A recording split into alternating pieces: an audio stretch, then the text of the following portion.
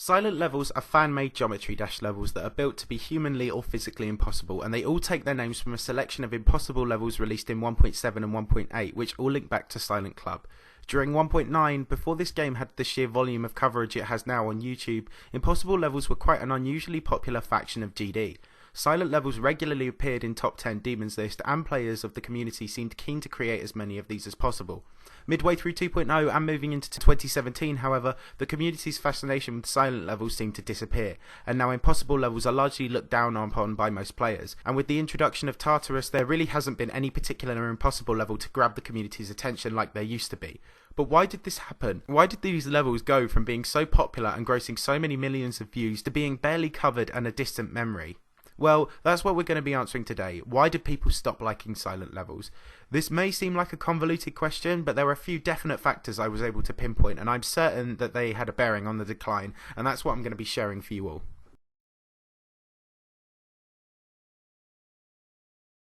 First of all, however, I just want to give a quick bit of background information. Now, I know there are many of you who know the history of silent levels and won't need this section, but some of the newer players from 2.0 and beyond will need to know a bit about silent levels in 2.0 in order to understand why they died out. Let's go back to the beginning. While impossible levels have been around for as long as the editor, silent levels truly began with The Godfather, Silent Club by Black P2S Full, more commonly known as Play 1107696. Silent Club was a purposely impossible level released in 1.6 that was rated for a brief period before SiteClick found that it had been verified with a secret way and it was unrated.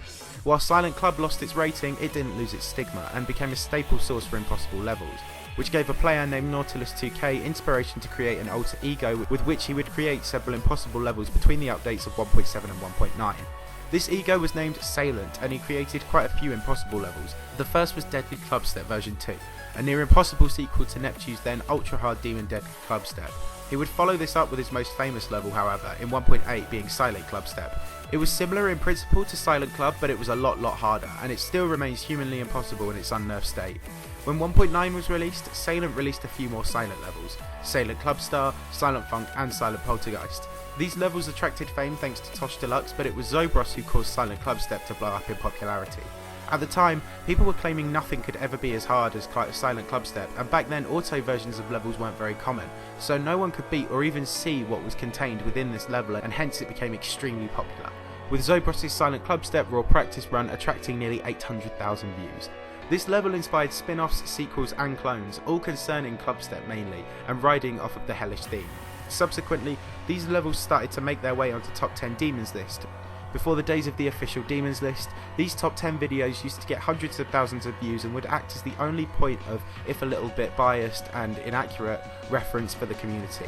By the turn of 2.0, Silent Clubstep and its competitors such as Satanic Clubstep were accepted as the kings of demons. It didn't matter that they were hacked, they had subconsciously worked their way into community folklore.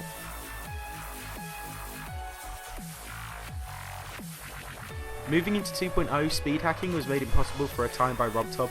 This move caused a staunch hike in the numbers of players using Verify Hack to verify levels. With more public knowledge of this tool and a widespread use of it, impossible levels were given more of an opportunity to be created and pumped out.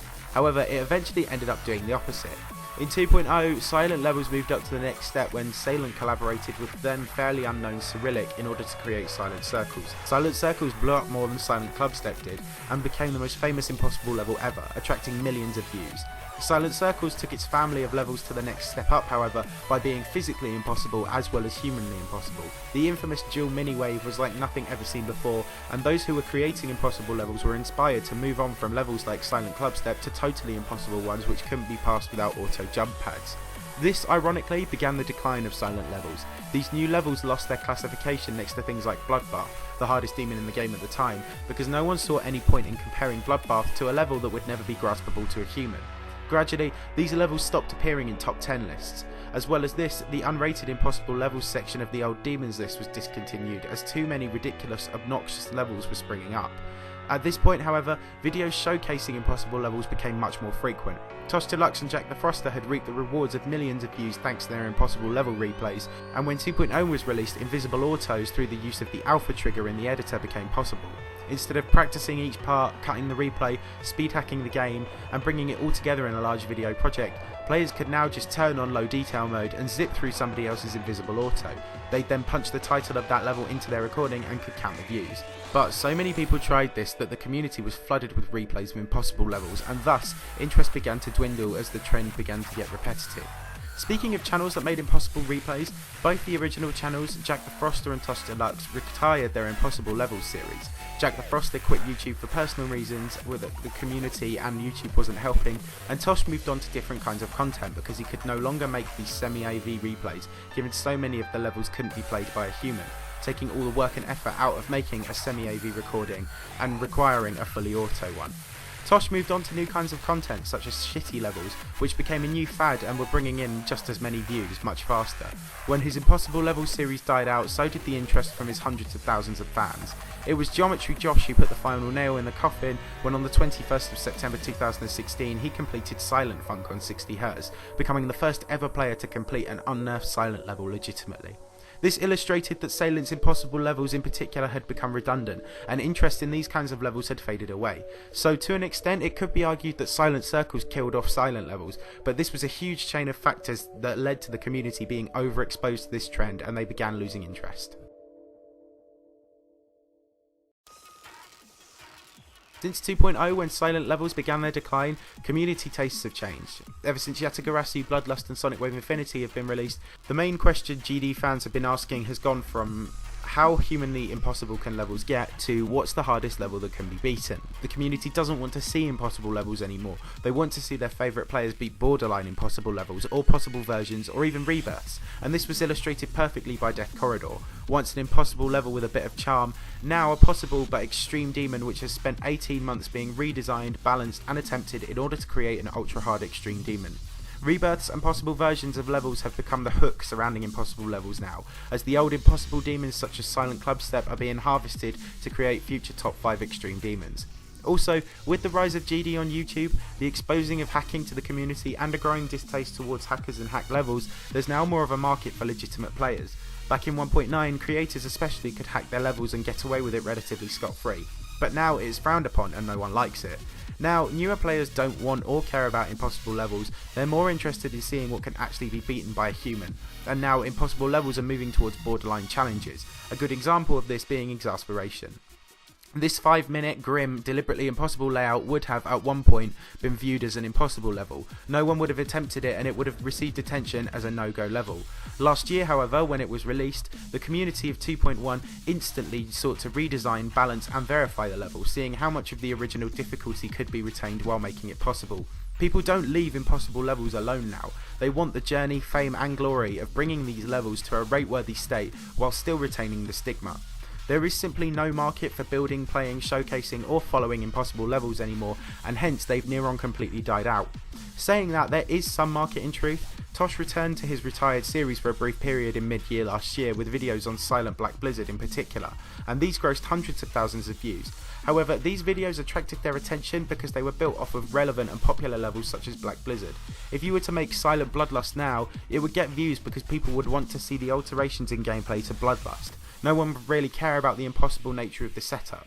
Making impossible levels from popular levels was not something that was really popular in 1.9 and 2.0 either, when most of the impossible levels drew their inspiration from Geometry Dash's main levels. To sum up, silent levels used to be popular back when YouTube coverage was much less, and there was more of a market for seeing these levels completed in smooth playthroughs. With lack of knowledge, Silent's levels caught on quickly to the back of Silent Club and pushed their own popularity after that thanks to Zobros, prompting the silent trend to be established.